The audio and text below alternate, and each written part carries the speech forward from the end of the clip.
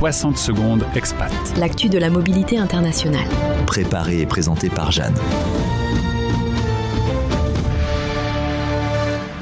Pendant longtemps, les expatriés choisissaient leur destination en fonction d'opportunités professionnelles, du climat ou du coût de la vie.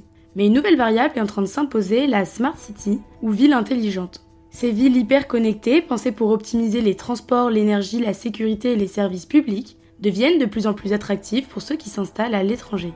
Mais qu'est-ce qu'une ville intelligente concrètement ? Ce n'est pas juste une ville pleine de capteurs ou de Wi-Fi gratuits, c'est une ville qui utilise les données en temps réel pour améliorer la vie des habitants.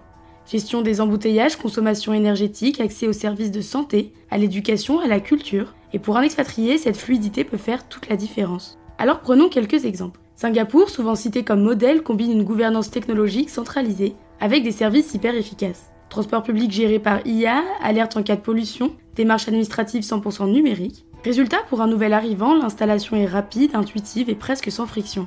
Plus de 29% des résidents de Singapour sont des expatriés, preuve que ce modèle attire. Autre exemple, celui de Tallinn en Estonie.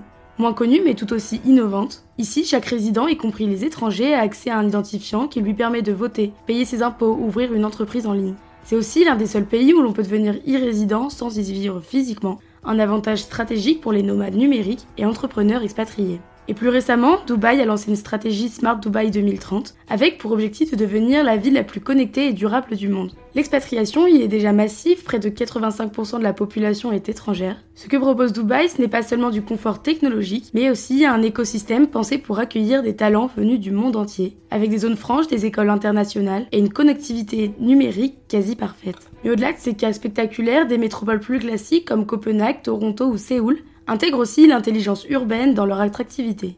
À Copenhague, par exemple, les réseaux de vélos sont reliés à des capteurs qui régulent la circulation selon la météo ou l'affluence. Mais attention, une ville intelligente ne garantit pas automatiquement une expatriation réussie. Il faut aussi des conditions d'intégration humaine, accueil administratif, reconnaissance des diplômes, éducation multilingue, respect des différences culturelles.